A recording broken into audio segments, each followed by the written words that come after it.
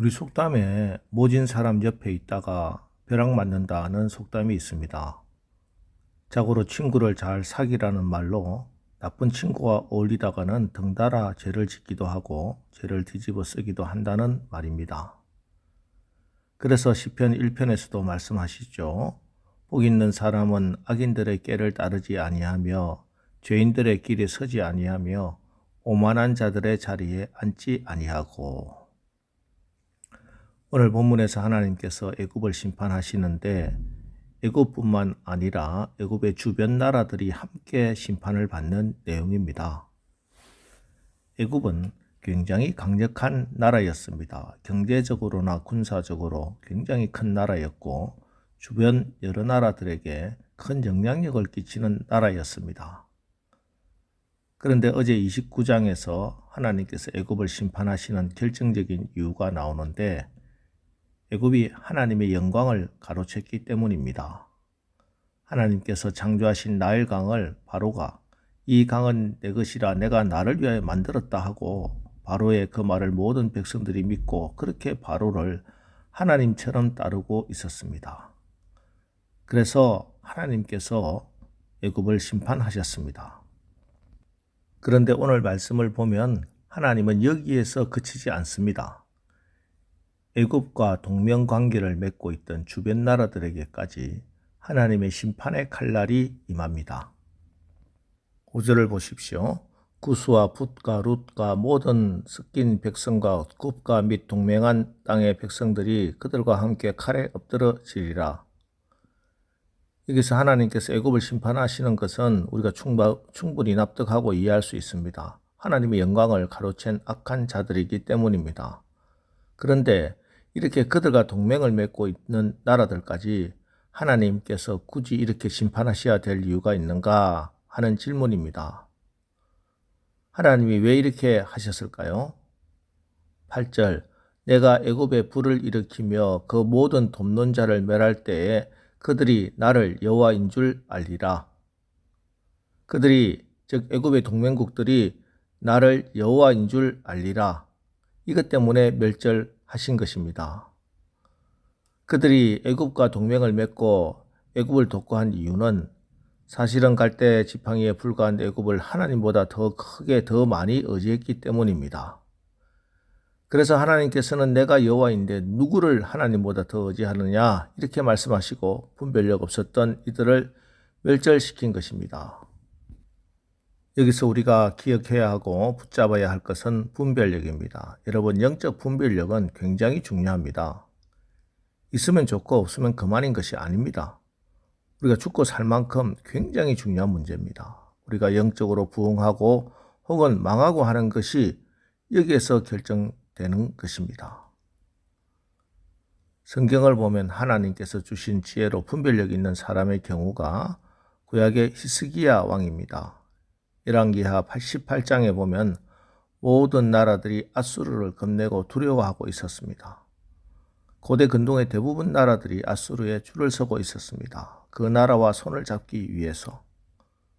그런데 남유다의 히스기야는 하나님을 의지했고 하나님께서 아수르와 동맹을 맺지 말라고 하시니 아수르와 동맹을 맺지 않았습니다.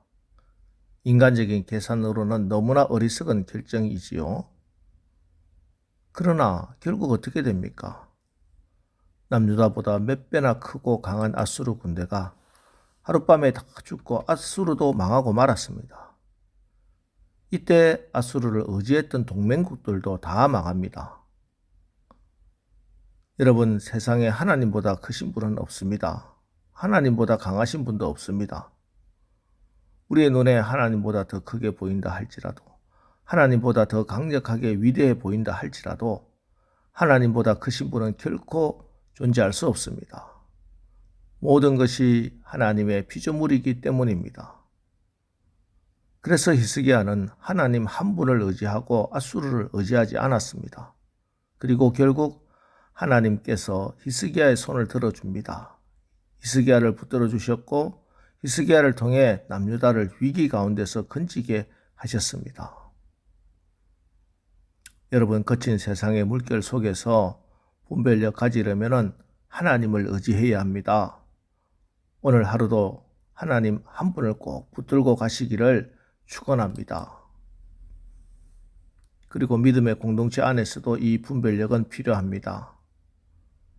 바울이 다메섹에서 예수님을 만나고 회심을 했습니다. 교회를 핍박하는데 가장 앞장을 섰던 바울이 회심을 하고 나는 예수님의 제자가 되겠다고, 예수님의 증인이 되겠다고 예루살렘 교회에 나타났습니다. 이때 예루살렘 교회 교인들뿐만 아니라 사도들까지 모두가 다 등을 돌렸습니다. 아무도 그를 가까이 하지 않았고 피했습니다. 하지만 바나바는 그를 가까이 합니다. 그를 살펴주고 도와주고 하나님의 제자 공동체에 적극적으로 편입시켜 주려고 애를 쓰고 노력을 기울였습니다. 그리고 마침내 바울이 하나님께 그렇게 크게 쓰임받도록 길을 열어줍니다. 바나바에게 어떻게 이런 분별력이 있었을까요? 사도행전 11장에 보면 성경은 바나바를 이렇게 소개하고 있습니다. 사도행전 11장 24절 바나바는 착한 사람이요 성령과 믿음이 충만한 사람이라 이에 큰 무리가 주께 더하여 지더라. 바나바는 착한 사람이고 성령과 믿음이 충만한 사람이었다. 이렇게 기록하고 있습니다. 성령과 믿음이 충만했다. 이것이 바나바의 분별력의 근원이었습니다.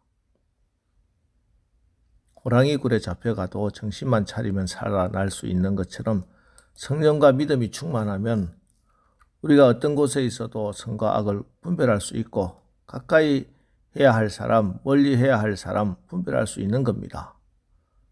부디 오늘 우리의 영혼을 죽이기도 하고 살리기도 하는 이 분별의 능력을 분명히 기억하시고 하나님께 가까이 하시고 성령으로 충만하여 히스기야처럼 그리고 바나바처럼 그렇게 분별력 가지고 악인들의 꾀를 따르지 아니하며 죄인들의 길에 서지 아니하며 오만한 자들의 자리에 앉지 아니하는 복 있는 하루를 사시기를 주님의 이름으로 축원합니다. 기도하겠습니다.